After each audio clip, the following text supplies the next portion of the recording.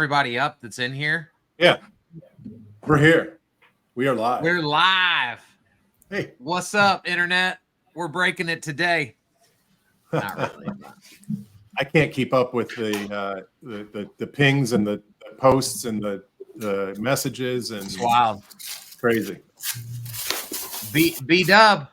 Oh, I love it, Michelle. Hello. Yeah. How are you guys? We're living the we dream, should do man. this every day. Right on. What a way to start the day. Hey, Victoria. Hi. I'm so glad I could make it. Heck yeah. Crazy with my new role. So I'm happy to be here. Well, you can. Whoops. I got to add John. I try to remove him. JT, what's up, dog? What's up, y'all? Happy freaking Friday. Goddamn, Scott brought it today. I love it. Yeah, he did. Yeah, he did. Please tell me that's a shirt, Scott, or you're like shirtless underneath that he's jacket. losing weight, so he won't need that shirt for long. I'm in shape. There it is. Yeah. Hey guys, Kyle, I'm gonna do the official start. Okay. Here we go. Okay, guys, pay attention. Something has happened in the mortgage industry that nobody's talking about. If you're my kind of person, lean into this conversation. Bridging that generational gap between that Gen Z prospective homebuyer and the mortgage leaders of our world. Think of it like this. Perfection is the enemy of done.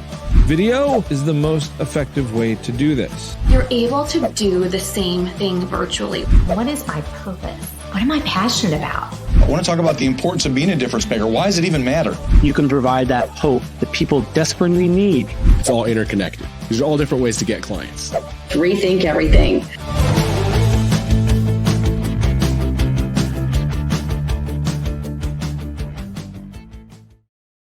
So amazing. Heyo. Nice work. Wow. Look at this group.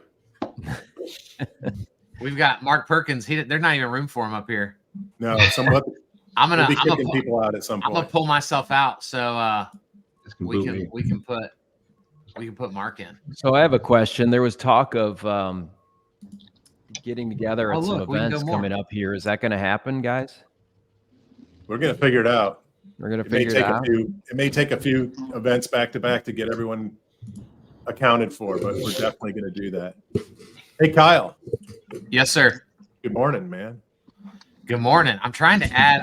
We forgot to add all my social medias. Oh, geez. Hey, and actually, everyone in here, you can add up to 2 guest streams to the stream.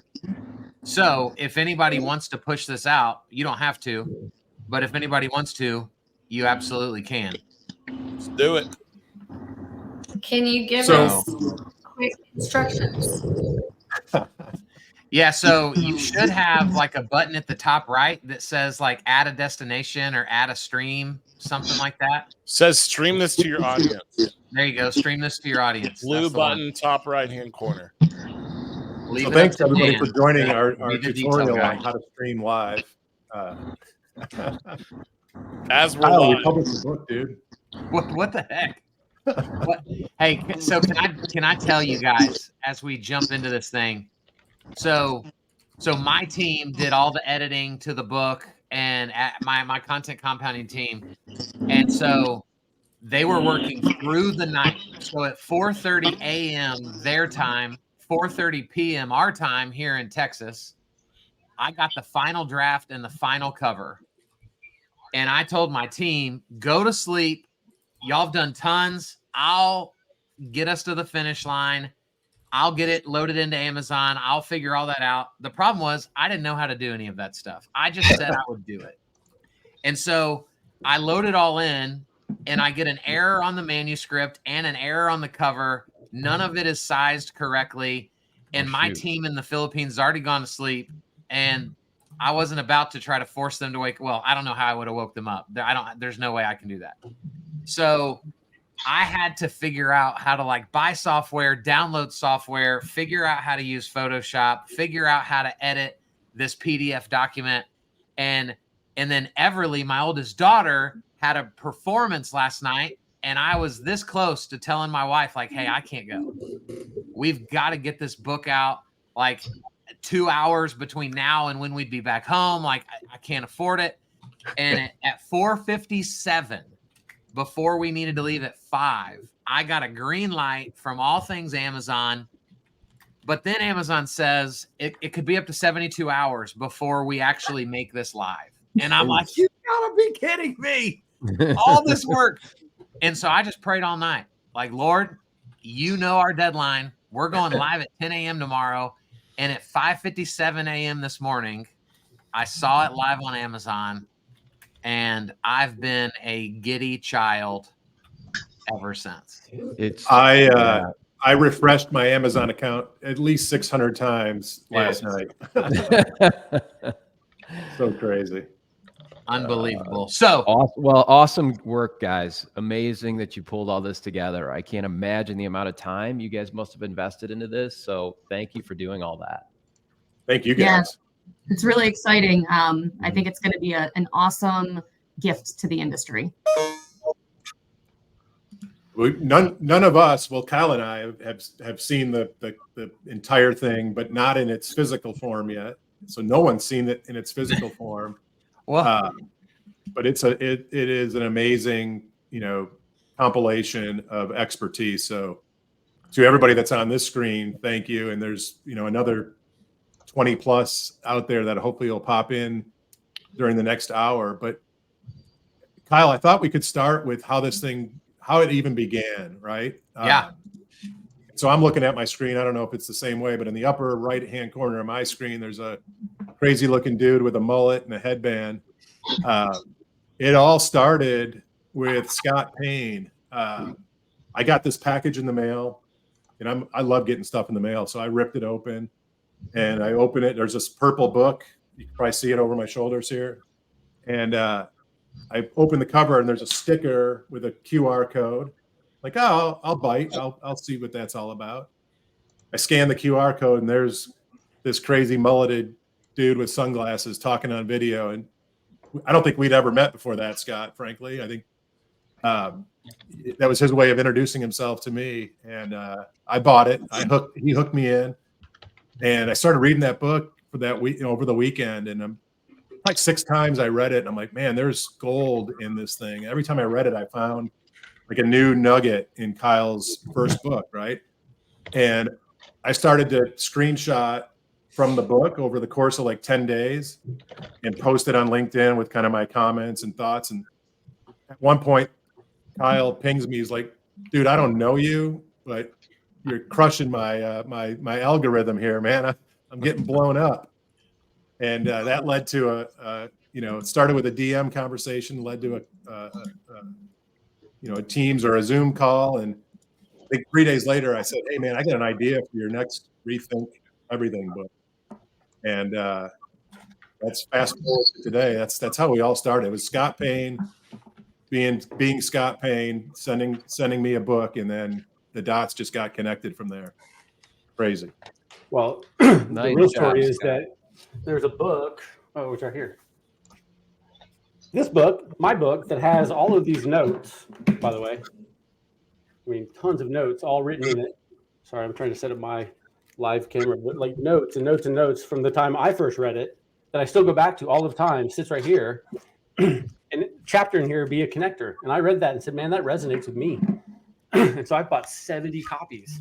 And I met Kyle in Colleyville, Texas at a restaurant and had him sign them. And we recorded videos together.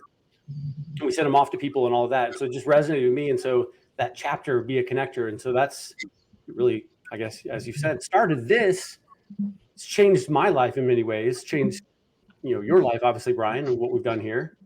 Now we've changed the lives of this, and, we're going to change so many lives with this book. It's just compounding. So, Kyle, and you mentioned in your book, you want to change people's lives, dude. You change people's lives with your book. I mean, look at it. Look what we're doing here. Cool, man. Good timing too. Awesome. All the negativity right now in the industry and second guessing and you get a big crew of really positive people with positive attitudes. You're worried about the things that they can control as opposed to the stuff that's out of our control. It's kind of something the industry needed right now. I love it. Yeah, JT, your involvement is awesome, right? JT was inspired by just watching kind of the activity that was buzzing around with this group. And he and I are neighbors here in the great state of Michigan. So we have a couple different threads that we're part of that, you know, we're regularly communicating with, and can't thank, you know, class valuation for stepping up and kind of helping us, you know, get this thing kind of into a massive distribution mode. So JT, thank you so much for being part of this. And you're one of the best connectors out there. No doubt about it. So my question for Brian and Kyle is, are we going to have any cool little snippets like the first book had, like my very favorite Ted Lasso snippet? Oh, that's a great question. I don't even think I've got to think that far. We've been so deep in just trying to get this thing to fruition. But there's a lot of talented people that are in and around this. I imagine there'll be some pretty cool creatives that come out of this. I mean, that opening video we watched is our friends from the Rebel Chicks Media. So if you guys don't know, Rebel Chicks Media, Donna and Jillian and the team took it upon themselves to create that hype video, which is so cool. So I think there's some, you know, I'm looking at Dan here. We got Mike Ferrasi and others that are super creative. I think there's some pretty wild stuff ahead of us that's not even in the book yet to come. So can we get a copy of that video? Oh yeah, that for sure. Sizzle wheel, whatever. What I want you guys have been circulating.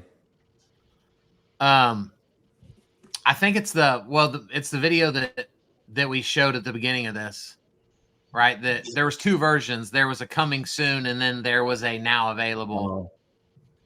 And so, obviously, the now available one would be the great one to shoot, to share out now. I want to call up real quick because a lot of you don't have a clue who this is, but we gave him the hardest job on the planet for this book, and it's Mark Perkins. One of my really good friends.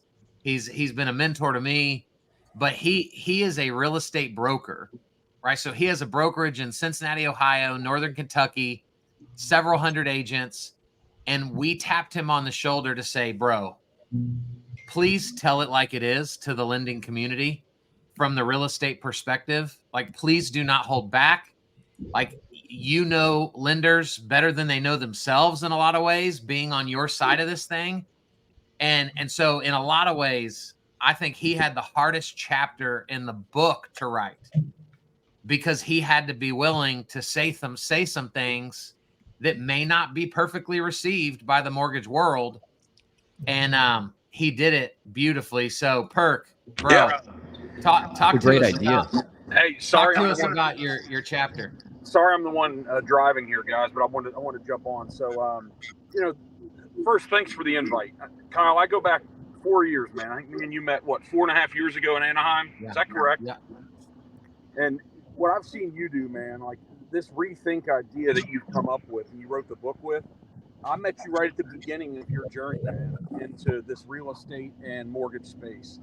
And what you've done in 4.5 years is, it's not just an inspiration for folks. A lot of us are really successful, but it is just proof to so many people that are looking to really get a foothold in our industries and looking to do some big things. It's just good when you're out here living the story you're telling, because so many people aren't, right? There's so many people in the coaching space that aren't doing this, that aren't willing to truly live it. So kudos to you.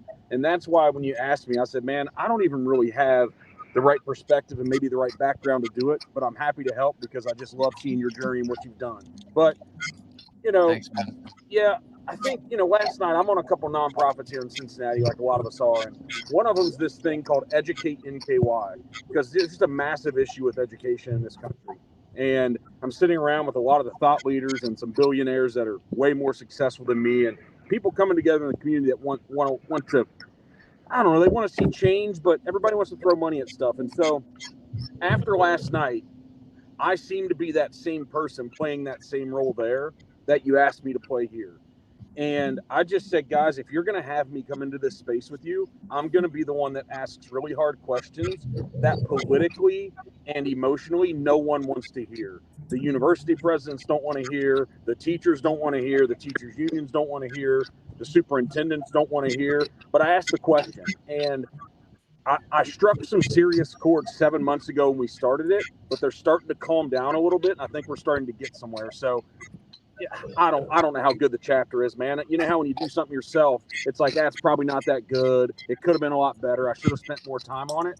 But I just hope maybe it's a real conversation for some true self-awareness and some emotional intelligence about people, about all you guys that are lenders, to truly say, hey, like, there's an opportunity for you to really be great and to play a truly significant role in these transitions, where people are taking, they're going from one place in their life to another, and really be side by side with realtors to truly make a difference in people's lives other than just processing transactions. But to do that, it takes an elite level of performance and a commitment. And so that's what I hit on. And I just don't want to see, if there's 300,000 of lenders in the country, there needs to be a couple 100,000 that really, truly are passionate and care about what they're doing. Yeah. And we're all going to make a lot of money, but it's just important to me that we try to do this really well, because, the world's kind of against us right now. And I'm okay with that, right? I'm okay wearing the crown, but we're going to get through the toughness. Interest rates will do what they're going to do. The market will be what the market's going to be, but there's really opportunities for us to feel really, really good about our industries, and to maybe rethink on what you're doing here with the book. Maybe rethink the place that we can really sit in the role we can play in people's lives. So a little small chapter. I'm happy to be a part of it. So good, bro. Thank you for being a part of it. Yeah. It's huge. Appreciate you, Mark.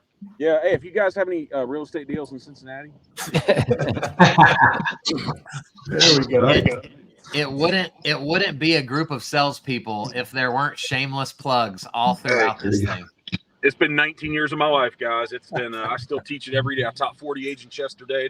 If you're at the gas pump, if you're at the grocery store, man, somebody better be talking about selling some houses. And guys, we've said this a ton, but I think we're going to keep saying it. Like, please make sure that each of you are connected to everybody else that's a part of this thing. Right, because everyone was hand selected on purpose. And so, one of my greatest joys in this process, and Brian's as well, is like just been getting to know everybody, because most of us would probably say, oh, I've heard her name before, and yeah, I've seen him speak, but like, we've never just had the time to like breathe and get to know one another. And that's been a fun part of this process, is just spending time selfishly for me with each of you guys. And so, man, let's continue to. I called on Mark. Brian, who do you want to call on to give us a little overview of what they brought to this project? Well, I see Mr. Weiss there. So there's a bunch of people on the screen that I've had tons of engagement with and interactions with that I've never met in real life. And Brian's one of those, and including me. Kyle and I have not met we've met face to face, but there's a screen in between every time we do that. It's not the same. Yeah. So Brian, you and I have had kind of this social, digital relationship. And I just love the perspective that you're bringing in terms of how you're, working with loan officers in your community. So why don't you tell us a little bit about, what inspired you to kind of step up and say yes to our crazy ask to pen a chapter here? So first of all, when we do finally meet face to face, I'm going to give you the biggest hug. I can't hug you through a screen, so I'm a hugger. But here's what I'll say is, I talk to loan officers every day all over the country, and a lot of them feel just stuck, like they just don't even know where to start. And it's a simple brainstorming session that kind of get the creative juices going, and they're off to the races. And so that's been sort of my passion, is to kind of share with people and just go through some basic business development tips, whether they work for our company or not. It's a contribution to the industry. The other thing is we all know that the industry has changed. Like it's not changed. It has changed and it's continuing to change.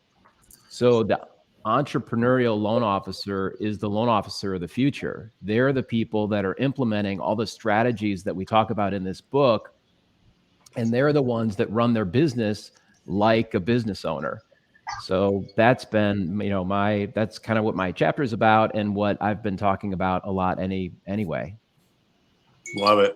Yeah. It's so, I with everybody on here, I'm following everybody and I'm getting these constant today, especially these constant notifications of all the traffic out there. But for me, it's just been so cool to learn from all of you. And then, Kyle and I have been doing the proofing, the reading of the chapters, and we were really intentional about not editing anything. We just did a little cleanup here and there. Some of it was formatting, but I feel like I know everybody in a different way, having read multiple times, read through your chapters. So I think we lost Kyle. I think he went to the green room to get a cookie or something. I think he let Mr. Greg share in the house. Michelle, you and I have never met, so I'd love to kind of get a little bit of your story, and I'm following you as well, and love everything you're doing out there on your socials. But what was inspiring for you to kind of say yes to Kyle's crazy request? I think he asked you in person at an event you guys were at together. Yeah, we saw each other at an event that I had put together. We had brainstormed this idea to bring CE to the Dallas area in a room full of real estate agents. And then it's like, you know what, CE is kind of a little boring. So how can we make it fun? And so that's where we brainstorm this. Let's do laughing our way to success. And so I asked Kyle if he could teach and be funny at the same time. And so not everybody that was teaching for the entire day could keep the room laughing like Kyle can. So we ended up hiring a comedian as well and just provided a full day of just serving our real estate community and having a good time with some laughs and providing them with CE. So Kyle and I were together and you guys were wrapping up the book, and the CE class that I was teaching that day is just a subject that's near and dear to my heart. And that's really, having that pause moment in life. A lot of times as professionals, we find ourselves in business, and maybe it wasn't by choice and there wasn't a whole lot of intention put around that. I mean, I know for me, mortgage was an accident. I didn't grow up and go, hey, I want to be a loan officer one day. It was just a job that was available when I needed one. And I grew in the business, but there became a time and place where it's like, I've got this great business, but I'm not really loving it. It's just a good paycheck. And I didn't want that to be the way it's hard to leave something that you do well in and you're okay with, but I wanted to be more than just okay with what I did.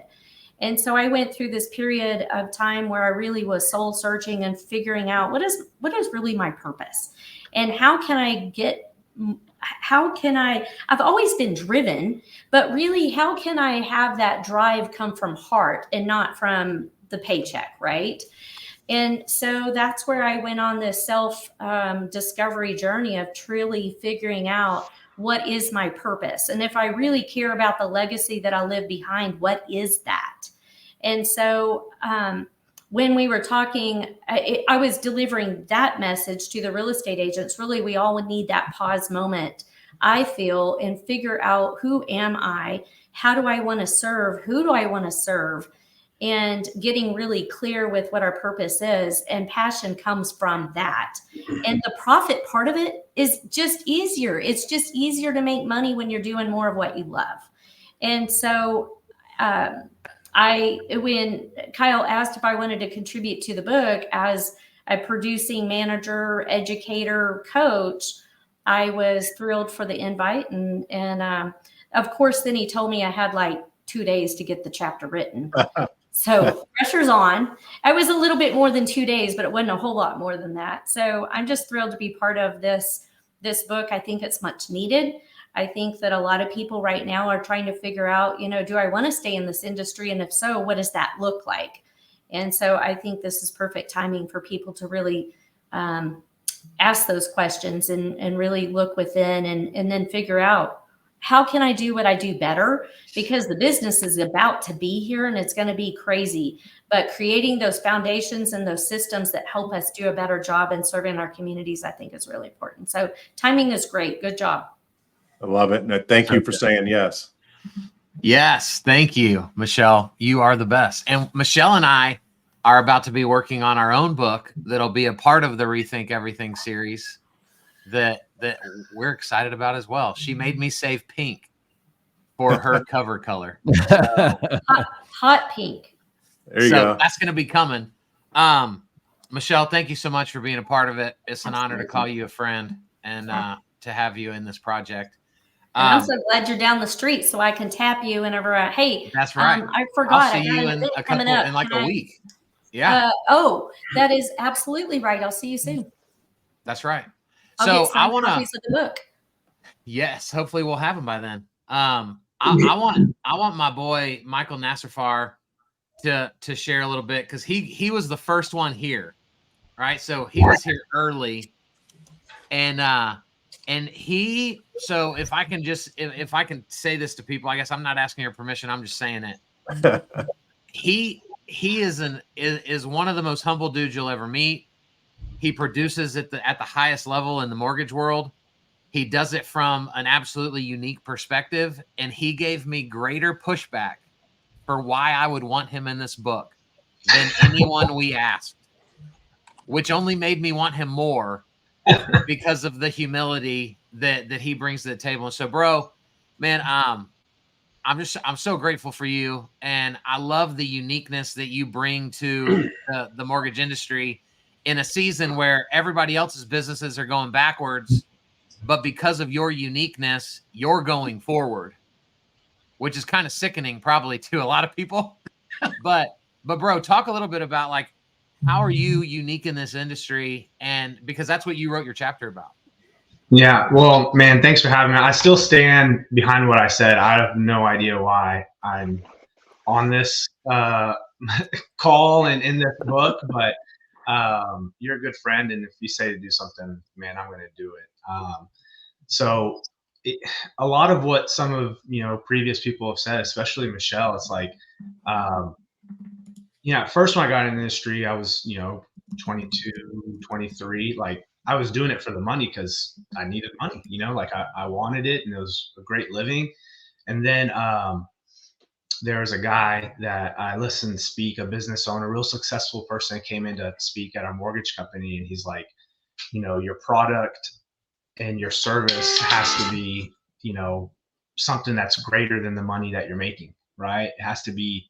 So I took that mindset, like make the money second. Actually, don't even make it part of the equation and just do something that you're passionate about. And I got involved, working new construction. I live in Texas, and new construction is, king out here. We've got, more land than what we know to do with, and, plenty of builders falling over themselves to get over here. And so I intentionally got really integrated in all things, builder related. And I love it because it was such a perfect match of, people building, this dream home, their first home, the trophy home, doing mortgages, which I love. And just being a part of that to me was really unique and exciting. I mean, the resale market is great. It's in, it's out, it's 30 days. It's a real compact version of what I get to deal with. Like we spend, 8 to 10 months building a home and talking to clients and being a part of their selections and upgrades. And so, man, I really just fell in love with new construction. And for me, and part of what I talked about in my chapter is, specializing in something that's not going to go out of style. It's like you're always going to be building new homes. And I even talk about, a bad boss that was very influential in my journey to get here. And he's like, Michael, the good thing about builders is if rates are high, they're selling a lot of homes. If rates are low, they're selling even more homes. So I just really, love this part of the industry. And what I talked about is, specializing in something that you're good at, that you enjoy doing, right? You can be good at something and just don't enjoy it. And something, to new loan officers out there, find something that's not a here today, gone tomorrow niche product that Wall Street doesn't like. And, 2008, it all goes away, right? So, I really love what I do.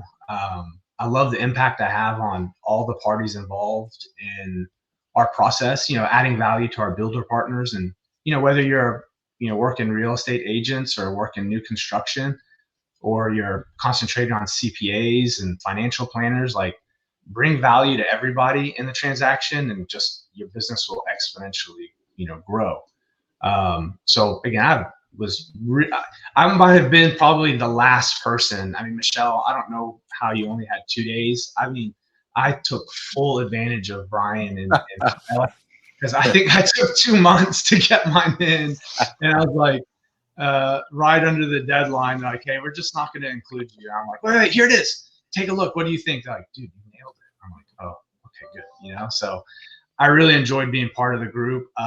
I'm probably the one that needs this book the most because I feed off of other people's positivity and passion. And the fact that I'm probably the least socially active on social media is like, I've got to get my butt in gear and do some things. But being a part of this group, I was just telling, Kyle and Brian earlier, I was like, man, like, I don't want it to end because this book is launched and it's like, all right, see y'all later. Like, no, this is like, I need this energy and this type of passion in my life. And honestly, one last thing and I'll shut up, like, and this will get some eye rolls, but like, I know I'm constantly hearing, last year, oh, it was the worst year, 60%, 80%. Like, I'm just oblivious. Like, I'm literally oblivious. I'm just like, you go to a title company, you see all these people closing still every month. I'm like, there's business to be done. Like, I'm choosing to be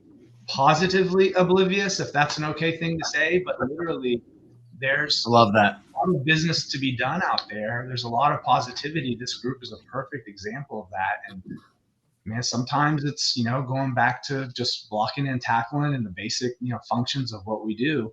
And that's why last year I had a 25% year over year growth from the heights of 22 and 21. So to me, it's as good as you want to make it be. Well, bro, that's why we wanted you in here. Like the way you laid out your chapter and encouraging the lending community to, if they haven't considered working alongside builders, to consider it because of the consistency that comes with that, if you're willing to invest into deep-rooted relationships. And so, bro, you're the best, man. So grateful for you. Thank you, guys. And thanks to everybody that contributed to this book and the calls and the chat groups. I mean, I'm creeping. I'm watching. I may not be, communicating as much, but I love it. And I appreciate all you guys contributing to it, especially my boy, Jason Steyer right there. That's one good dude. When I saw his name on there, I was like, nah, I can't have him lap me on anything. I'm definitely in now. I'm definitely in now. Awesome. Well, thank you so much, Michael. Great to get to meet you on here. Scott Payne flashed a sign. He's got an update. What do we got, Scott? Yeah, well, I just wanted to give an update on where I'm at since we started this book, as far as like how it's changed, kind of my life a little bit, because there's been a lot of changes since I decided to write this chapter of the book.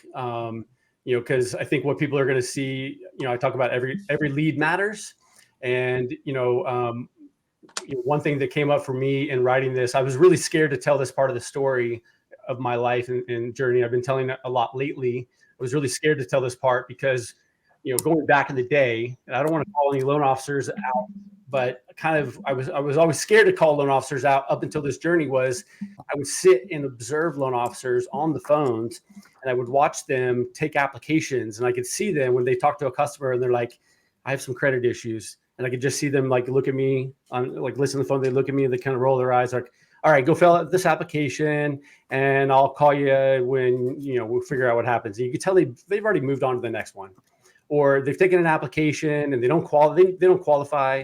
Like, well, what are you going to do? They're like, oh, I'll call them back when I get a chance. I don't have time. I don't have time for that customer. They don't qualify.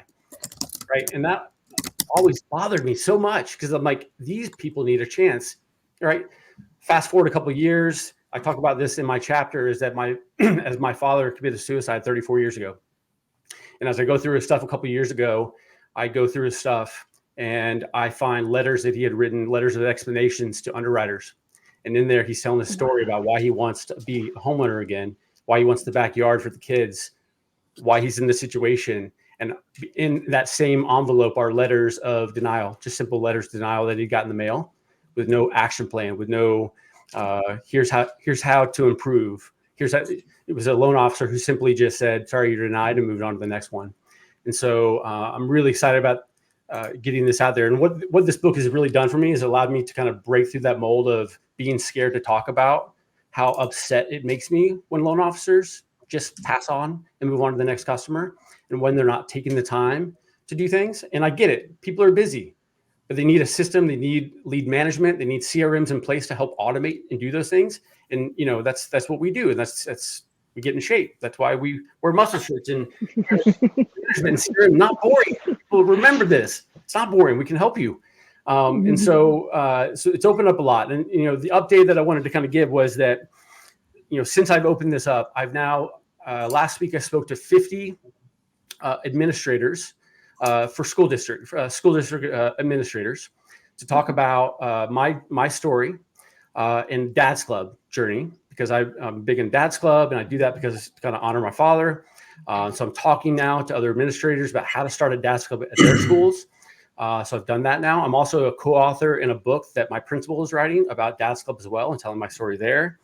And then most recently, I went to Illinois this past weekend with my son. So those who follow on Instagram, I'll do a LinkedIn post soon. But to honor my father as well, went to Illinois this past weekend where my father's buried. Took my son to an Illinois basketball game, which was a dream of mine that I wanted to go with my son to, with my dad when I was a kid, but never got the opportunity to. We went to a basketball game, but the most important thing we did was we went to the cemetery where my dad's buried. And I got a chance to talk to my son, 13 years old, about suicide. Never had an opportunity to do that. And so these are things that have happened because I'm talking about it now. And this book has given me that opportunity to do it. Things that I just never thought I would have the opportunity to do it. So I just want to thank everybody for, you know, being part of this. It's more than just a book. It's more than just a book. And so thanks for everybody. And thanks to you guys for leading the way. It's a big deal. Appreciate it. Hey, Scott, this is Sue. I just wanted to say your story resonates with me. My chapter's all about credit. That's been my platform, my passion for almost 40 years. Next year will be 40 years in and around this mortgage credit space for me. And when I hear what you say about loan officers just going, you know, I can't close this loan quickly, meaning I'm not going to get paid. I don't want to spend the time on this borrower. It breaks my heart. It reminds me of why every single day I try to bring credit value to the mortgage industry. And since being asked to be on the book, I'm working on other projects for loan officers, for consumers. It just brought to focus that we are terrible as a nation training people, getting them to understand, educating them, empowering them about credit and what it means to them. And to find those types of letters from your dad, it must have been heartbreaking, but also what a way to put on that muscle suit and go, not one more. I won't allow this to happen. So the book is for the industry, by the industry. And I just can't wait to see what's going to happen after this. As I say, this year for me has been the year of giving. Last year was so many gifts coming from Brian, the book with Kyle's, you know, so many things happened last year that told me that I'm on the path I need to be on, and that what we're doing as a group is so powerful. Can you imagine what this industry is going to look like in 25 and 26? Absolutely. Love it. Hashtag Sue knows the score. I probably should put it on the screen. It's okay. Scott, thank you so Thanks, much, man. I think I said it when we opened up. You were the catalyst for this whole thing to get started, and not gonna lie, shed a few tears reading your chapter, and really just really appreciate your vulnerability and your willingness just to share your story. It's so powerful. Thanks, guys. Love you all. Thanks. Love you, bro. Yep. Appreciate it. Where are we at, Kyle? Let's go. I think my boy Jason Steyer has been sitting in the dark in his office, and you know, he and this isn't necessarily what Major wrote about, but we had several different contributors that really did an incredible job shedding light on how underserved the veteran community is when it comes to home ownership, and sharing the data that just talks about like how how suicide prevention, that a big piece of that is providing wealth and showing opportunity and a future to people.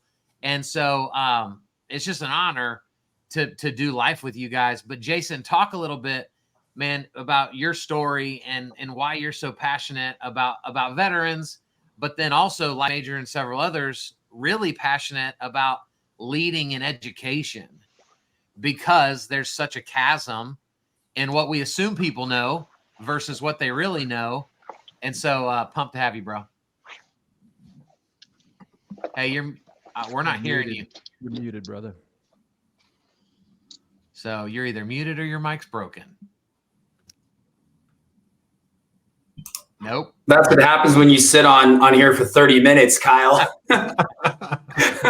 His battery's probably died, poor guy. He's a pro. He'll figure it out. He's going to figure it out. We'll bring him back. We'll come back. So let's go, because I mentioned Major. So Major, man, talk about the, what you wrote in the chapter, and just why you're so passionate about leading in this industry the way that you do. Yeah, I mean, first of all, being a part of this project, I felt like I was the new kid on the street, only being in an industry for I think 4 years now. I felt like I'm working with all these giants that have built something fantastic, and I get to step into it and do reasonably well because of the work that they put in over years of paper 1003s and everything. So. Really honored to be a part of this group and a part of this project. I wrote a lot about, education and the need for that as really a business model. And it's really been fascinating to me because right after I finished, you'll see in my video I did, I went deep into like 5 things I learned from my teachers. Just how they poured into me as a student, and things we can take away from that and apply it to our businesses of, never forgetting, or kind of varying how you educate. You have to be able to educate the first-time home buyer and also educate the, 7-time investor. And maybe even get into, taxes and stuff like that. You have to take that in so you could then, pour that out into other people. So, I thought it was, it was good for me. And then right after I finished writing the book, then I get an invite to in where I grew up back in South Carolina. I live in Dallas now, but where I grew up back in South Carolina, a teacher reached out to me, not knowing anything about, what I had written and everything. And she said, "Hey, can you come speak at our superintendent's banquet at the end of the year?" And I was like, well, I'm honored to come speak there. But the other part that I remember is like, I used to go to these when I was in high school, and all the speakers were old. So I guess I've now become that guy. But no, it's just been fascinating. And I think the other part of this, I think the other part of it, I really have built my business. Like when I got in, it was like, go. You have something to do now. It's like, go. But I don't really often take the time to reflect on what I did. So the book gave me an opportunity to kind of think back to what I did and more of what my strategy was while I was doing it, because I was kind of doing it, what was in me, what was in my spirit. I was just doing it. but there was opportunity to put it to paper and format it in a certain way where it could bring understanding to other people about, how it's done. So, thanks so much for allowing me to be a part of this project. It was, fantastic. And I'm just honored to be connected with so many great people. Appreciate you, bro. Honored to have you, man. And guys, I'm not the guy that loves to lead with numbers, and like that's what we do in this industry is like you should love this person because they made this much money last year. But when you get to know Major, it is astounding what he's been able to achieve in this industry in 4 years. And if you knew his numbers and you didn't know how long he's been here, you'd assume he's been here forever. And so honored to know you, bro. Thanks for saying yes to this. And I hope everybody, I'm going to keep saying it because new people keep popping in, get to know the other people that we invited to be a part of this, because none of you were by happenstance and because we needed to fill a gap because the A player said no and you were on the C list. No, like all of you were the absolute first people we wanted. And so we're so grateful for all of you guys. Brian, where you want to go next? I'm looking straight in the eyes of Kelly Yale. So we're going to go to our, we're going to leave the PG-13 part of the show. Why? I have such a bad reputation. I don't understand it. God. Catherine, don't clap. For all the kids listening, earmuffs. Okay, Kelly, go ahead. Hey, Cal, how are you? Hi. Somebody has to be the troublemaker of the group. For sure. So Kelly and I know each other for a while through through the FinLocker and lender experience. And I think we were on a conversation and just randomly talking about books, and you were actually in the process, like the deep process of writing your own book. And I'm like, oh man, I'd love to have you participate in our, and you talk about like, I'm in, there it is. Yeah. There's Catherine got the book. Yeah. Number one cheerleader right there. Nice. So Kelly, you've got like, oh, look at that. I got mine around here somewhere. You've got one of the best minds for kind of putting together the process and technology and making it make sense. And I think as Kyle and I were rounding out this, the book and kind of how we wanted it to go, our closing section of the book, is really around, we call it AI, tech, and process for the win, right? And so, we start with mindset and we kind of close with mindset with Joe, who joined us here. But in between that, we had our kind of tech section. And so, share a little bit about what you wrote about and shared with the reader in terms of, because you didn't really talk about any specific brand, logo, or tech, more about the fact that you have to have a process that makes sense for you as an individual. Well, I was thrilled to be asked to be part of it. I mean, obviously, this is such a great group of people and people I have admired for a long time and people who I'm still getting to know. But, we obviously all understand that 23 was a complicated year. 24 has proven to be a complicated year. And people are trying to figure out, I think, especially loan officers, how do I use this landscape of technology? How do I look and really understand what's going to be best for me and best for my business? And then how do I tie it together with my own spin on it, my brand, and how do I really show up the way I want to show up? And it's complicated to do that. And so we were thinking about what is the future of the originator? What does that person need in order to grow that brand, to grow that business? And everyone kind of took a different piece of it. For me, it's a lot about how people approach tech and marketing. in the future and how to build that out. So it kind of serves them instead of overwhelming them. Brian, you go through that a lot. I know a lot of us are on the tech side, and anything that we can do to make people understand that tech is really approachable, and to kind of teach them simple ways to grow their business through that. I think that that's a huge win. But it can be a complicated world out there. Totally. I'm managing our back room. Sorry. Okay, I'll talk to everybody else. It's totally fine. But that's what I'm so excited to read the book, because I know, like I said, I mean, I know so many different people, but I don't know what they had to say about their own chapter. So it's kind of fun to be not only a contributor, but to be excited to read like what everyone else wrote is super cool, except for Mike. I don't want to read Mike's chapter. Thanks, Kelly. Hey, no problem. People like your voice better than mine anyway. One of the things Kyle and I were talking about earlier was, we didn't really say write about this or that. People wrote what they were passionate about and where their expertise lies, and piecing it all together, over the last 10 days, and then being able to read through it a couple times in its, entirety. It's actually pretty remarkably cohesive, which is pretty wild to think about.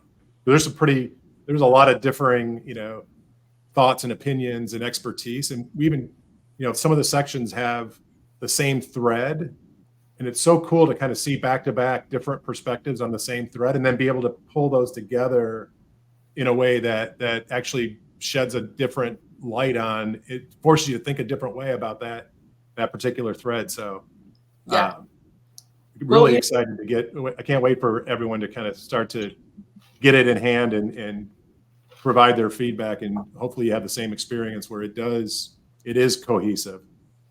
I think one of the coolest parts too is that, like, some other people have mentioned collaborating with the people who we didn't know before, right? And when we first started reading it and we got the list, one of the things Brian said was like, how do you not know Catherine? And I'm like, oh, I know Catherine on on social media, whatever. And I went back and we'd message back and forth, and I was like, oh, you live in Charlotte? And she's like, yeah. And I'm like, Charlotte, North Carolina, like where I live? And she's like, yeah. And now we're thick as thieves. I'm going to see her later tonight. We're celebrating the book tonight. So it's like, it's been so crazy. And then, to have understood sort of how she's going to play a part in some future technology that I'm going to be using. So it's just been an awesome way to collaborate with so many skilled, incredible humans. And so that's my last thing on it.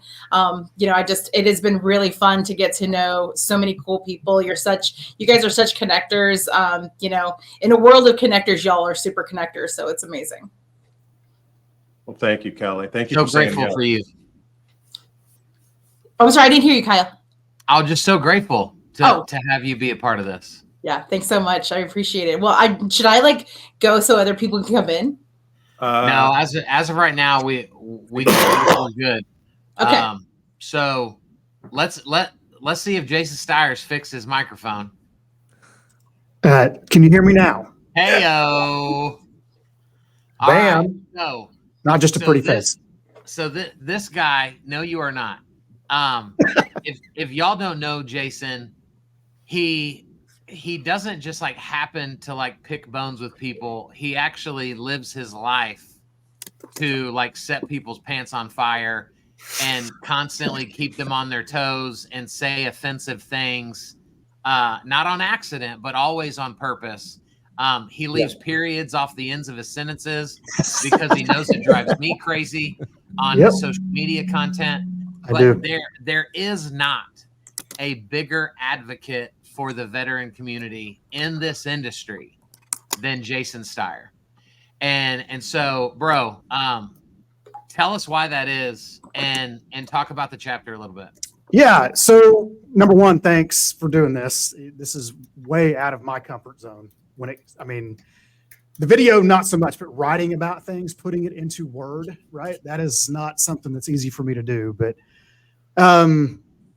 this all stems for me. I was raised in a military family, going all the way back to both my grandfathers served in World War II, both in combat, both in the South Pacific. And I was raised with those ideologies. My dad's a Vietnam vet. So he's a crusty old fart and still is at 77 years old. And he still talks to me like I'm 12. I can still hear it every time he says those things. And my older brother was a combat medic in Desert Shield and Storm and a few combat deployments after that. And so I lived that life. You know, I tell people all the time, I was a child of post-traumatic stress. I did not realize that my family had suffered due to their own service until I was older, like later, way later in life, until I was in my 40s, that I paid attention to it. And once I started paying attention to that community as it relates to this benefit and then all the things that spawn off of this benefit, you know, we talked about mental health. You know, I've had friends of mine that commit suicide. I've had friends that didn't come back from combat, and friends that came back with fewer limbs than they started with. And so that's where it got personal, because then they came home, tried to reacclimate into society. Part of that process is trying to buy a home to start a new life in chapter 2 for their families. And they get ignored and judged because of the benefit. And, you know, people who know me know that I am very passionate and I have no filter. And I am not afraid to offend people, because it's not because I'm just trying to be mean. I want them to think differently. I'm trying to get them to look at through somebody else's eyes unselfishly, because this is the only benefit available to active military while they're still on active duty. It's the only veteran benefit that they can use while they are still active duty.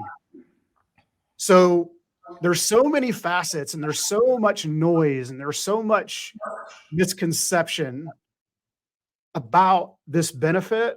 And you'll never hear me refer to it as a loan, because it is way more than that. I see myself as an advocate for them. I am their voice because they don't have one. So my job is to fill that gap between their service, post-service, but also connect them with benefits that will serve them well, because they're going to start chapter 2 of their life. They're going to lose their identity as soon as they turn in that CAT card. They're done. So I am an executive coach for the Honor Foundation, and we help special operators reacclimate into civilian life through putting them through a 120-day program, because they're going to be me at one point in their life when they separate. I'm a civilian. So all those horrible stories that their command and the people they serve with tell them about civilians, well, guess what? You're going to be me in about 120 days. You need to learn how to adapt. And part of that is using a benefit that you rightfully earned to, number one, find a place for your family, but also build wealth. So that's how I see my role in this. And so what I've tried to do in my business is educate people. And I, even when I teach, I'm very blunt. I don't purposely try to make people feel bad, but if that's the byproduct, then you're the problem. That's the way I see it. But I'm here to walk with you, right? I'm not here just to judge you. I'm here to walk alongside you and educate you and serve your communities. And I do business all over the country. I travel all over the country teaching and partnering with real estate associations to bring this to their masses, to the people that they serve. And it's the reason why I'm still in this business after 21 years. Because I can assure you this, nobody gets out of bed in the morning and thinks, oh, you know what? I'm going to go get in 30 years worth of debt today. That's awesome. They don't do that. We're not selling Ferraris. But the people who I serve, both in the real estate side and, you know, the veterans themselves, do as much for me as I do for them. And I think that's what the coolest part of it. Bro, I love you so much. I love your heart for this. And this is what really like gets me emotional, is thinking about, you know, I've spent most of the years doing this on the real estate side. And so all all I heard for years was, ugh, you don't want to work with the VA loan. It is awful. It's horrible. It takes forever. And then 2 years ago, I find myself on the mortgage side and I start meeting people like Jason and Major and Christopher, who's another author that focuses heavy on veterans, and so many others. And I'm like, wait a second. Why do y'all have such incredible things to say about something that the entire real estate community craps on? Yeah. Like, there's a problem. Yeah. There's an educational gap. If there's such stark differences in the way people that work together think about the same thing. And so I'm excited, even though we called this, Rethink Everything You Know, designed for loan officers. I'm excited for the real estate community to get their hands on this book. Yeah. Because I think like there's such an adversarial perspective between a lot of realtors and a lot of lenders, when the reality is, like, y'all are providing the American dream to people. And we live in the only country in the world where home ownership is an option for the average person. Yeah. And so, dude, keep offending people. Look, that's my mom, guys. Well, my mom, you don't have to worry about that. That's to just meet who all I of am you. in my nature. Hi, So Mom. you're good. So There's thank you, Mom, none of that going away. for watching. But I appreciate the chance to do it, and writing that chapter was emotional for me. I bet It really was, and not because of the VA benefit itself, but because what that community has done for me. Number one, in my career, but also as a father. Yeah. I'm raising young men. Yeah. Right. I take all the conversations that I have with active military and veterans and the people that I've had the pleasure of meeting, and apply these lessons to how do I be a better father and a husband and a steward of my community. And so the two always go hand in hand. We can't just make it about loans. If it were just about transactions, I wouldn't do it. This is about people. Good. So I appreciate you guys giving me the chance to do it. Hey, one last thing before you go. How do you feel about Michael Nasfar saying, I mean, he's a Sooner, that could be a part of his technical difficulty? Well, he's not wrong. People in Norman are a little bit slow. But I will say this, that I love that guy, even though he's a Longhorn fan. And I give him grief. I won't hold it against either one of you. I'm not going to hold it against him, but I do hold my nose and my breath when I drive through Austin, because that place is a dump. I'm just going to say it. And with that, I'm taking Jason out of the stream. Love you, bro. Thanks for being a part of this, man. Appreciate y'all. All right. So we've got way more to go. And gosh, who's been here? Who did Catherine? You know what? Actually, I haven't said anything yet, and I have to say, Catherine, perfect segue. Jason is the perfect segue leading into personal branding. It's funny that we have so many chapters, and I can't wait to read. I'm like Kelly on that. I can't wait to read everybody's chapters, that we are explaining to people how to be yourself. Jason, you have this passion for something. We heard Scott earlier have a passion for something. Sue's passion for something. That is yourself. That is your personal brand. We have a strategy in marketing for paid search. So everybody knows that when you type in a word in Google, it's going to go compete against a bunch of other people spending money and try to be at the top of the page, right, of the results. And if you're a big old behemoth lender, then you can spend millions of dollars on paid search. If someone types mortgage, you can be the number one result. Well, the word mortgage is extraordinarily expensive. People can click and say, oh, that's not what I wanted, and go right back. And you've spent $25 for, a second and a half of their time. So what we do is we find the long tail of words. We say, veterans loans in Charlotte, North Carolina. Right. So that's kind of the long tail instead of trying to compete for the word mortgage. This is just like your personal branding. You cannot be everything to everybody all the time. You don't have the bandwidth and you don't have the budget. Right.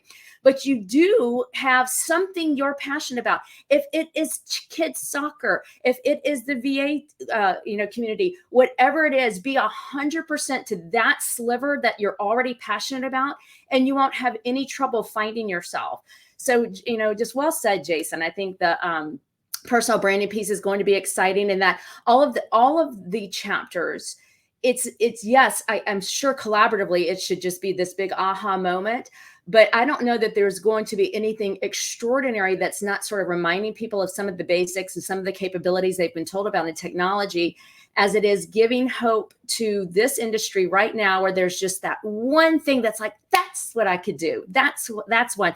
And so I think this book will do that for everybody at every level, from C-suite to processors, certainly the loan officers, but some appreciation for where this industry has been and where it's headed. So thank you guys so much for allowing me to be part of that. And Catherine, I also just want to congratulate you publicly on, like, we all loved Shape Software and the people there when y'all were separate. And so congratulations on taking on the CMO role. And we're just excited to see what your brain and brilliance does inside of the mission and vision that they've already had. And so congratulations, my friend. Thank you. It's so fun to build out a brand for the technology side. I haven't been on the B2B side in some time, so this is fun. But when you love a product, like you guys with your even your loan products, when you love a product, it's very easy to evangelize it. So I'm super excited. Thank you. Hey, Kyle, we got a lot of rebel chicks in the house, but there's a couple in particular. Hey, Donna hey. and Jillian, hello. Hi. Hi, guys. How are you? We're So so great. I can say this: I have met these two in real life. We are former colleagues, and always friends. So thank you both for being part of the book, and thank you for everything else you've done around the book to really help us build awareness and hype it up. Of course. Talk to us about your chapter. All right. So loan originators are sitting at a mountain of knowledge that can genuinely help home buyers. But the thing is, that knowledge needs to be shared in a way that resonates, in a way that sticks. And that's where video comes in. It's not just about throwing facts and figures out at people. It's about storytelling and about bringing that human element into it. And that's important. If you don't feel comfortable getting in front of the camera, that's okay too. There are plenty of professionals out there that can help craft those videos for you. Kind of like Rebel Chicks. Mike's on here too. There's plenty of out there that can help out with that. But it's really key to get out there and start recording video. You know, Jason, when he was talking, I was sitting there thinking, man, that's such a powerful story. Like everything he was saying, I was like, I want to get him on video. He had me in tears, and I was like, oh, that resonates with people, right? That is such a powerful message to get out there. Jillian, I wish you were on here just a few minutes earlier to hear him. Oh, it was a powerful message.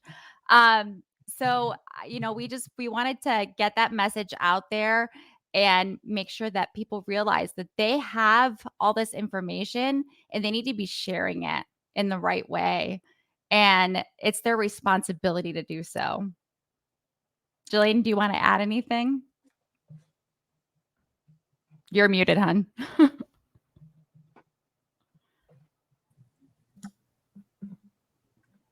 Uh-oh, more We still technical. can't hear you. Still muted. Never gets old, does it?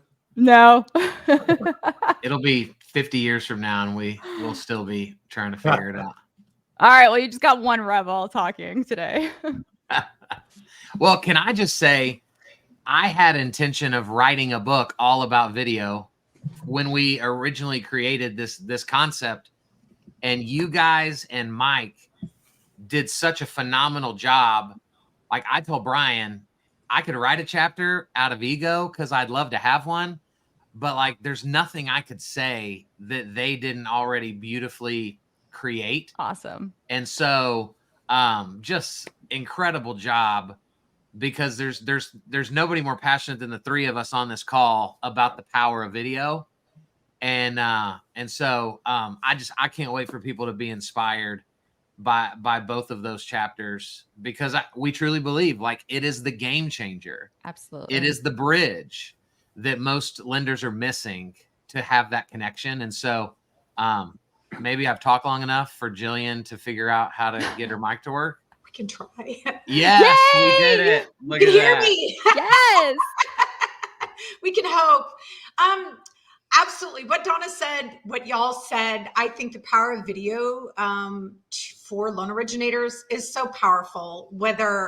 But honestly, I also take that a step further, and I think that the power of reaching the next generation, where the next generation sits, and the next generation doesn't necessarily call and ask their mom and dad for a referral.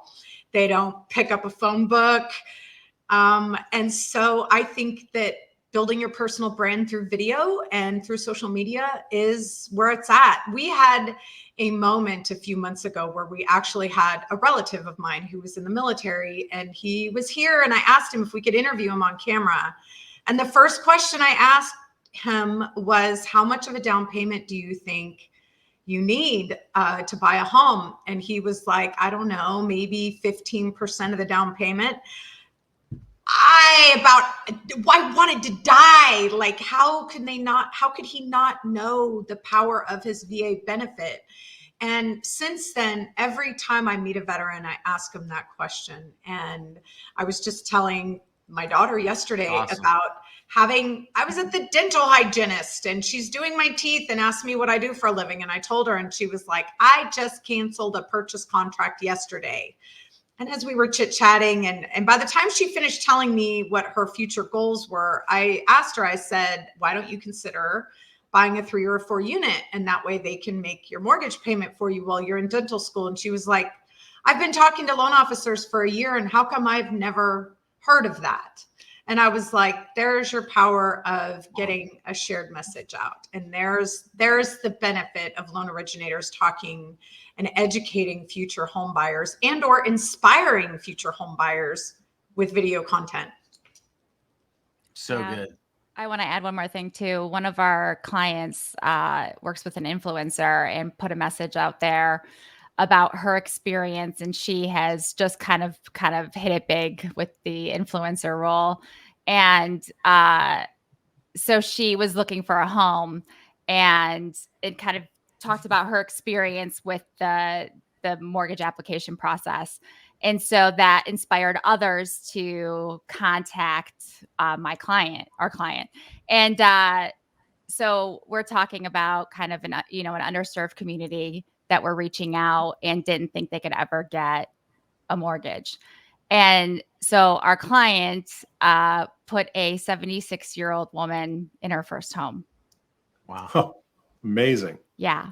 Now those are the kind of stories that I love to hear. And we're going to get an interview with that woman too, which is going to be phenomenal. Wow. So good. Thank you guys for what you do. And we've been thanking y'all a lot, but I don't know that we've said it while y'all are on here, but thank you for the video that you guys made that we played at the beginning of this. Just so fun and creative and full of energy. And we can't thank you guys enough for being a part of this project. It was truly our pleasure, and thank you for inviting us. Absolutely. So I want to keep the video energy going, because I want to talk to Mike, and then we're going to talk to Stacia. Stacia didn't write her chapter about video, but she is definitely a queen of video. But Mike, hit the red button, bro. Yeah. Thank you for rocking a backwards hat today. Absolutely. With your boy. For everybody who knows, they already know. For the people that don't, the reason you see marketing people on video all the time in backwards hats is because the brim blocks the key light from getting to your face properly. And we don't want this beautiful thing covered in shadow, do we? Nope, I don't. I want to see it in all its glory. Get a headband. I know, right? I need the headband and the wig. Send it over, brother. So, Mike, dude, talk to us about your chapter, man, and just how you found yourself in this space we call video. So, thanks for inviting me to be a part of this. Has been an amazing experience and will continue to be. And this chapter for me was kind of an exercise in realizing that I just got to write a book, because I felt terrible about the gobs of information that I wasn't able to include. So that could be a project that boots up in the future. But what is included in this book is probably not what you expect. I'm a nerd. I'm a content marketing nerd. I love video. I wanted to talk about that. and not in a way that most people expect. Like, let's face it, mortgage and real estate, like we're like a decade behind in all the current trends and tech and marketing strategies and things like that. So there's a whole lot of people getting really popular telling mortgage loan officers, hey, you need to make video. I come from a place of, guys, it's 2024. The data's been out there for over a decade. If you're not bought into video, I'm not going to be the guy that gets you over the hump. You need to be talking to someone way more popular and more important than me. Maybe Kyle's that guy for you that actually convinces you to hit the button. My chapter is for people who know that video is valuable and they want to make it. This is going to show you how to make it better. Knowing who you're talking to, because it changes the context of every message that you deliver. Think about the way you talk to a first-time home buyer versus the way you talk to a prospective realtor that you're looking to build a referral partnership with, versus somebody you're trying to recruit, or an experienced property investor looking for a DSCR cash flow qualification type of loan. Like, the context of the message is completely different when you're talking to all these different people. So sometimes it's not just about coming up with topics to talk about on video. It's just about changing the frame of mind of who you're talking to. So like Dana said, it actually resonates with them. Because if you're making video for everybody, it's going to resonate with nobody. You're much better parsing that out into micro content that are for specific sets of people, especially if you go really local. That's really cool with this. And the one piece that I want to give you guys, I'm going to give away a little piece of my chapter for free right now, because at the end of the day, if you got the $25 and you're interested in this book, you've already hit the button. You've already purchased it, right? If you don't have the $25, which a lot of people don't right now, I empathize with you, and I don't want you to be left with nothing. So I'll buy anybody a book, by the way, if they say he didn't offer that to us, by the way. We paid full price. So take him up on me, and I'll get you a book, anybody that can't afford it. Sorry, Mike, go ahead. No, it's all good. So I want you to know that what is believed to be the oldest remaining example of video, moving picture, right, was shot in France in 1888. Video has been around for much longer than any of us, and it will be around for much longer than any of us. Video is not social media. Video is a media type, and the video that you create for your business is a marketing asset. Do not, I repeat, do not let your marketing assets just get posted to social and die on the vine. Use them in other ways. Create content around FAQs that you answer all the time. Send them to people in direct messages. Text them to people where you when a piece is just reminds you of someone, they'll appreciate it. Reach out with value. LinkedIn itself published a study that just including the word video in the subject line of an email campaign increased open rates by 6%. They didn't actually put a video in the email. They just included the word video in the subject line of the email, and it increased open rates. People are interested in video and not just on social. Host them on your websites, text them, DM them, post them multiple times, different days, different times. Experiment with that stuff because everybody's audience is different, and make sure that you get the most out of every single piece of marketing content that you make, whether it's video, written, audio, or otherwise, because if not, you're selling it short, and you shouldn't be. So if you were somebody who 10, 15, 20 years ago printed out a whole ream of paper of the same darn marketing flyer and passed it out to all sorts of people, and some people multiple times, that's the same thing you should be doing with your digital content. Use it in the same way. Bring that same strategy. Video is not just social media. It's way more powerful than that. Bro, straight preaching. To the choir, partly, yes, but yeah, for sure. And So that, good, so bro. that's one of the 4 sections in my chapter. Pick up the book. I love it. Take a look at what I wrote. I got a few different QR codes in there. And yeah, we also go over I know a lot of people get salesy on video. It's really tempting to do so. And I know that most salespeople can't resist that. So I go into a little section where we kind of teach you a couple of different ways where you can sell and you can pitch something So without good. it actually coming off that way and looking like a commercial in the feed. So And guys, I think it's some good stuff. If y'all are meeting Mike for the first time, hittheredbutton.com is his business, right? He, as you can see clearly, he's incredibly good at what he does.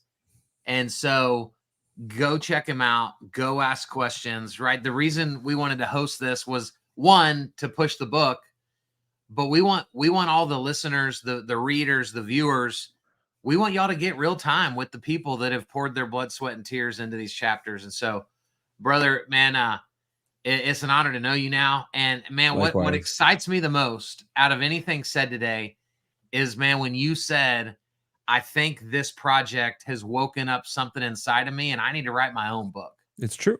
And I told Brian at the beginning of this, I hope what comes from this is more brilliance from the brains of the people we've asked to just be a small contributor. And so I've been hoping and praying that like 15 books are going to be the babies of this project, because each of you are going to go, oh my gosh, that was easier than I thought it was. I actually have way more to say than I thought I did. I'm going to go write a book, and it may not have the Rethink Everything name on it, but we'll all know that it may have never happened if it wasn't for this group of people coming together in a time that this industry needs something fresh and an encouragement. And so, gosh, I'm just so thankful for that. Well, so while Mike, it's in development, whenever I talk to people about this, I tell them that I don't want to say it's the mortgage Bible, but I do want to say it's a strong enough resource to where you can apply the blindfold dart throw strategy. Yeah. If there is a loan officer or anybody, if there's a mortgage professional or real estate, really, just be a little bit creative and reframe some things. It's going to work for you. If this is on your desk and you have a free 5 minutes. So in other words, if you are human and you poop, you can literally flip to any page, stop blindly, and there will be something of value there for you. So just even don't if you're let not somebody sitting down, borrow your book if that's the way you read it. There you go. Know? Mark So, that 1 hour, 21 minutes in. That's, that's a clip right there. There you go. So good. All right. So we're going to go to Stacia and then we're going to Kayla, because guys, these are powerhouse women, and Stacia is about to require us. I'm probably going to drop off because I'm not smart enough usually when I talk to her to even understand the words that come out of her mouth. But I tell the story, Stacia, about like Blockbuster and AI, but your ability to use AI is not like, hey, can I come teach a ChatGPT class? I'll teach you how to make an image on ChatGPT. Like you have such a profound understanding of how AI can not just write a post for you, but can literally create automation and process. And I mean, so much. So first, thank you for saying yes to being a part of this. Oh my God. Are you kidding me? First of all, you're way smarter than I am, my friend. So get out of here. You brought 40 brilliant minds together. So that's highly intelligent in my book. So, but yeah, AI is the coolest thing ever. So my background's not in mortgage. I just got into it because I had a horrific loan officer and a really horrific real estate agent. And so I left my career at Microsoft and was like, I gotta figure this out. I want to know about mortgage financing, and this inadvertently became my career. But early on in my life, many decades ago, age myself a bit, I represented the first publicly facing artificial intelligence company in the US. So like Be Kind, Rewind, Blockbuster days. Like some people on here, y'all are too old for that or too young for that. But yeah, AI is super wicked cool, and it's been around a really long time. And we just started talking about it as an industry like last year, and I just laugh. I'm like, this is hilarious to me that we're all just getting on board with this because it's been around for so long. And, you know, I talk to people as a coach too in this industry, and people are like, oh, AI, I'm so scared. I mean, I'm not gonna give examples of people I speak to, but really big producers in the United States, and they're like, I don't get it. I'm like, you guys, if you can tell Alexa to like order you some new toilet paper online. I'm not going to talk about poop, Mike, but I got kids. So, you know, 2 boys, poop's like a hot topic in my house. Alexa, order more toilet paper so my kids can poop. You can do AI. It's so easy. I get excited, like super excited about AI because AI allows me as a small business owner to do more with less in my day. I mean, that's the bottom line. I have AI running right now, doing things as me. It's crazy. It's not replacing me as a human. It's being a doer for me in my job and in my business and quite honestly in my life. AI is so wicked cool. Let's talk about video for just a hot second. So I have a whole journey with social media, and I told Kyle, I think it was almost a year ago now, 2 years ago, I want to write a book and all this stuff. And then he came to me and I was like, oh my God, chapter in a book, so cool. And then he told me all the people and I was like, this is mind blowing. Brilliant minds in this book. It's such an honor to be part of it. And I think about video, right? And video is the most powerful tool we have as humans to communicate. Mike, you're right. I'm not just going to sit here and blah, blah, blah, record a video and then just post it on social and then be done with it. I repurpose that as much as I possibly can. But the cool thing is AI allows me to do it and this is the mind-blowing piece of this right now. AI is so cool that I can speak habla español and I can blast it across and I can hyper target it and my mouth moves in Spanish with my voice. And I don't speak Spanish, y'all. I speak French and German. It's crazy. And then I can capture that lead in Spanish, talking about a DSCR loan or a hard money loan or whatever, like hyper targeted. I am talking to somebody who wants to be an investor who is with a Hispanic background outside of the United States. It's a foreign national. It needs to come here and has no US credit, blah, blah, blah, blah, blah. My message gets hyper-targeted and I'm speaking Spanish to that person through the power of video on social media. It's crazy. And then everybody goes, well, you got to speak Spanish to talk to them. No, I don't. I absolutely do not. Because the power of AI allows me to communicate throughout the transaction and do a phenomenal job like we do and handhold this person using AI. And I never had to speak a word of Spanish. This is the thing about AI. Not only does it give us time back in our life, it brings our world and makes our world so much smaller. Now, let me just say this. I think that learning a different language is super sexy.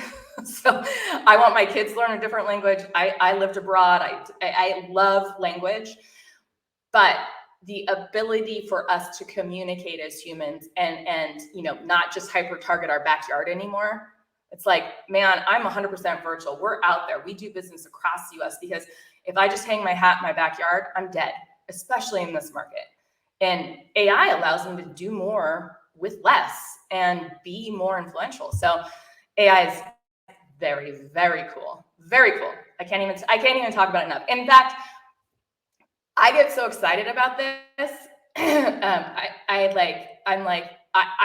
I want to build my own AI. I know exactly what to do for this industry in terms of what we could do. There's just so much cool stuff. And we are in a decade. We're in a digital revolution, right? To use words from my amazing friend Richard Milligan. We're in a digital revolution. And let me just say this. Anybody that's like, I don't like that. I don't like AI. You know what? The person who was putting the street lamp or lighting the torches during, do you remember that? Like you don't remember that, but you've read books, you've seen movies. They're lighting the torches and lights down the street. And electricity was invented. And communication was very slow at that point to get to that individual who's lighting the street lamps. And that person was like, never going to happen for me. Not in my town. You got to be kidding me. We're in a world right now where we're in a digital revolution and like the ability, what's going to happen with AI right now, okay, is we're the size of the universe. AI is growing exponentially. And if you want to put your head in the sand and ignore AI, you're obsolete in 8 months, 12 months, you're gone. Because AI is the size of the universe. In 12 months from now, it's 10x that. And that's how fast AI grows. And so if you're not embracing it and using it in your business, there's going to be people that are going to be running laps around you all day long because they are. And this is why I invited you to be a part of this book. All right. And because it's like we could do a 3-hour workshop, probably 5 days in a row, just based on what you know about AI. And so you did such a beautiful job, Stacia, in your chapter. And I mean, I don't think anybody had more QR codes in their chapter than you did. And so just a wealth of knowledge, and could not be more grateful for you. Thank you for being a part of this. Do you not remember the first meeting we had about the book? And you said we had like 3 weeks to do it. And I wrote back and said, hey, my chapter's done like immediately, because I said AI wrote it for me real quick. Yeah, and I wasn't sure if you were kidding or not. Or yeah, and I was like one of the last ones to turn it in. Yeah. So luckily, if there's one person that can follow the energy of Stacia and her passion for AI, it is, hey, you're the LinkedIn girl, Kayla Callender. And I want to just tell a quick story, Kayla, before I unleash you to the people.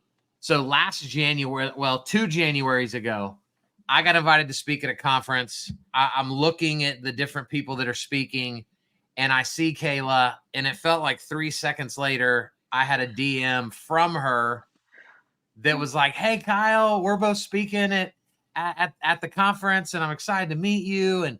And so I could have never predicted in a million years that we would become quick friends. And then literally a year later say, you know, in a year, y'all be in a book together. It's unbelievable. And Kayla, you do such a phenomenal job of educating and equipping through video. You're always showing up. I think like you read Mike's book that he hasn't written yet, because you truly see it as a form of communication and not just a social media thing that I guess I have to do. And so it is an honor to have you. It is an honor to be your friend. Please talk to us about what you chose out of all the things you could have chose to put in this book. Well, first off, thank you for that wildly lovely introduction. I'm in my car outside of a title company because I just had a closing. So yay, using all the tactics that everyone's doing.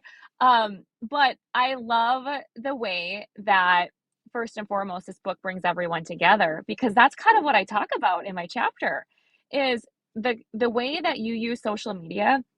It used to have this kind of negative feel, like, oh, social media, oh, are you just going to post pictures and selfies? And we've heard so many people, like Mike said, it's like, it's more than that. It's about creating content, creating conversations, creating essentially relationships virtually, and everyone that you can touch and reach. It doesn't have to be in person anymore. You can break geographical boundaries and reach people and become friends. Like when I messaged you, Kyle, I'm like, well, I know Kyle, I know of him. He has no idea who I am, but I'm going to let him know who I am, because I want to be Kyle's friend and I want to get to know him. And so what I speak about in my book is probably what every single one of you guys are doing right now. And hopefully loan officers that read this book are going to be doing, and that's creating content to create conversations and engaging with people to create conversations. It doesn't even have to be about your content. Use it to comment, to like, to share. I mean, how good does it feel when someone comments on your post or shares something or says, wow, that really resonated with me? That's what my chapter is about. And that's what I'm really passionate about too, is just connecting with people. And it doesn't have to be in person. So that's kind of my spiel about my chapter. Well, and what I love, Kayla, so much about what you just said is creating content to have conversation. I think so many people are convinced that, oh, so I'm going to do content to then create conversion. And it's like, no, like very little content creates that immediate conversion. But that's the way we decide if your product's good or not, right? Is, well, but I only converted one lead. Well, but you have 150 sitting in your inbox that commented on your stuff. So can we call a spade a spade? And so I love what you do is understanding that, like, the human element isn't removed from this. I'm creating this opportunity to then take it offline and jump in somebody's DM, or you run into Starbucks and somebody's like, wait, why do I know you? All right. So to me, if we don't do it with that perspective, we fail because we won't get the conversion fast enough, and we'll think everything is falling on deaf ears when it may have been the day after we quit where our breakthrough was going to happen. And so I'm just so thankful for just the way you live your life, the way you put yourself out there, and the way you poured your heart into your chapter, because this is the game changer, in my opinion, of people just having a willingness to show up, sowing, understanding that if I sow long enough, the reaping will be much larger. Right. And so you're just a testament to that willingness to stay in it every single day. And it's an honor to know you, my friend. Thank you. And it's scary. It's scary to put yourself out there and they, you know, you hear, be yourself, show your personal life. That is scary. I get that. But I will tell you one quick thing. I had a client that said, okay, I think we want to go with you. They were locked in with another lender, and I had a video call with them, key video. And you want to know what they said to me at the end? They were so like straight and narrow. And they said, we have one last important question. Will you bring your dogs to closing? Come on. And I'm like, yes. And so the reason I say that is they knew me as a human. They saw that I had dogs. They love dogs. And like, how cool, like, because I was vulnerable and showed parts of my personal life. So I will end this piece and say, be you, just be you. You don't have to be a salesperson. Just be genuinely you. You created a connection with them. Yeah. Yeah. Yeah. Well, That's what it and is. I Like, did. I can always jump in and say, like, the Oh, yeah, number go ahead, of Mike. calls I have with people that I've never met before that start with 5 to 10 minutes about talking about Marvel and Star Wars and stuff. Yeah, exactly. Yeah. You know, I'm like, just be you, whether you're trying to or not. People are receiving who you are. Yeah, that creating that connection is so important. So good. So we've already gone over the time that we planned on doing this live stream. And so does anybody have any final words that they would like to impart on people before we end this thing? Mike is already nodding his head. Yeah, just one thing, because you just said it, Kyle. It was almost like you read from a recent LinkedIn post that I sent out. It's Maybe very rare that you're in an industry or selling a product where a piece of content can actually convert. And that's actually a really good thing for all the mortgage professionals out there. Because I always tell people in coaching calls, if content could convert, I'd already own your market. You wouldn't stand a chance. You know what I mean? But content can't convert. What it can do is start a conversation, which allows you more at bats to do what you do best, which is convert. So if we start publishing content with a frame of mind that the point of this is not to generate a pre-qualified lead, the point of this is to start a conversation with someone who doesn't know I exist, I feel like that gets us just in a better mindset to, you know, converse with the camera as best as possible, get more comfortable with those things, and set realistic expectations for ourselves, which will ultimately result in you not quitting too soon. Because most of the time, people's content strategies don't work just because they give up too soon. That's it, man. So good. Any of the ladies have a final word for us? So that Sorry, I jumped off. Sorry, Scott. I said ladies, Scott. Just because you have long hair, you're not a lady. I like Scott's blonde hair. I'm sorry that I had a technical difficulty in my Wi-Fi. That's all right. I just think that, you know, I resonate what Mike says too. Like, I think that, you know, and Kayla, like we're human, right? People want to talk to a human, you know, and most people want to feel safe. And we have the ability to make people, you know, guide them to the largest purchase of their life. And I think that it's most emotional, sizable, and financially impactful. And the ability to help people and connect with people, it's all about connection. It's all about communication and how you communicate and what you do. And my chapter talking about AI, like, it's just like that ability to do more with less, and to be the human that I am. You know, it is really cool. My little tip is there's AI for that. But that's my tip for my chapter. So anyway, it's an honor to be here, and I'm sorry my Wi-Fi cut out. It's okay. We're honored to have you. All right, Mullet. Take us home. Now that we're done, if I could, you guys know where the gym's at? Yeah, let's go get in shape. That's all. Oh, man. You Come have that on. ready. Yeah. Well, you know, let me just say on behalf of all of us. Oh yeah, fix your nipples. Yeah, your nipples are kind of getting into your nipples. We're good.